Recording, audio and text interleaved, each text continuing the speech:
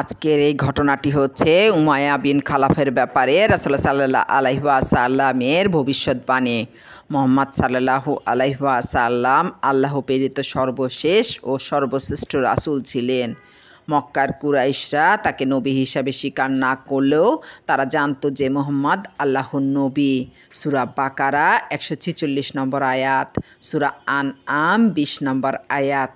কিন্তু বংশ গৌরব ও বিদ্বেষবশত তারা মুহাম্মদ সাল্লাল্লাহু আলাইহি ওয়াসাল্লামকে নবী হিসাবে মানত না।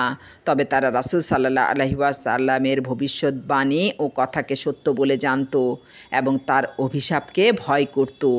এ সম্পর্কেই নিম্নের হাদিসটি সাদ ইবনু মুআজ রাদিয়াল্লাহু আনহু থেকে বর্ণিত। তিনি বলেন, তার ও উমাইয়া ইবনু খালাফের মধ্যে গভীর বন্ধুত্ব ছিল। উমাইয়া মদিনায় আসলে সাদ ইবনু মুআজের অতিথি হতো এবং সাদ রাদিয়াল্লাহু আনহু মক্কায় গেলে উমাইয়ার আতিথেয়তা গ্রহণ করতেন। রাসূলুল্লাহ সাল্লাল্লাহু আলাইহি ওয়াসাল্লাম মদিনায় হিজরত করার পর একদা সাদ রাদিয়াল্লাহু আনহু উমরা করার উদ্দেশ্যে মক্কায় গেলেন এবং উমাইয়ার বাড়িতে অবস্থান করলেন। তিনি উমাইয়াকে বললেন, আমাকে এমন একটি নিরিবিলি সময়ের কথা বলো যখন আমি শান্তভাবে বায়তুল্লাহর তাওয়াফ করতে পারবো। তাই দ্বিপ্রহরের সময় একদিন উমাইয়া তাকে সাথে নিয়ে বের হলো। যখন তাদের সাথে আবু জাহলের দেখা হলো তখন সে আবু জাহেল উমাইয়াকে লক্ষ্য করে বলল, হে আবু সাফওয়ান, তোমার সাথে ইনি কে? সে বলল, ইনি সাদ ইবনু মুআজ।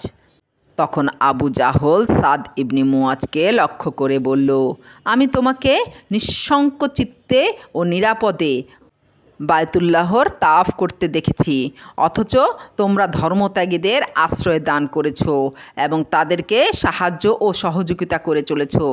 আল্লাহর কসম, এই মুহূর্তে তুমি আবু সাফওয়ানের সঙ্গে না থাকলে তোমার পরিজনদের কাছে নিরাপদে ফিরে যেতে পারতে না। সাদ রাদিয়াল্লাহু আনহু তার চেয়েও অধিক উচ্চস্বরে বললেন, আল্লাহর কসম, তুমি যদি এতে আমাকে বাধা দাও তাহলে আমিও এমন একটি ব্যাপারে তোমাকে বাধা দেব যা তোমার জন্য এর চেয়েও ভীষণ কঠিন হবে, আর তা হলো মদিনার উপকণ্ঠ দিয়ে তোমার ব্যবসা বাণিজ্যের বৃহত্তম কেন্দ্র সিরিয়ার যাতায়াতের রাস্তা বন্ধ করে দেব। তখন উমাইয়া তাকে বলল, হে সাদ রাদিয়াল্লাহু আনহু, এ উপত্যকার প্রধান সর্দার আবুল হাকামের সাথে এরূপ উচ্চস্বরে কথা বলো না।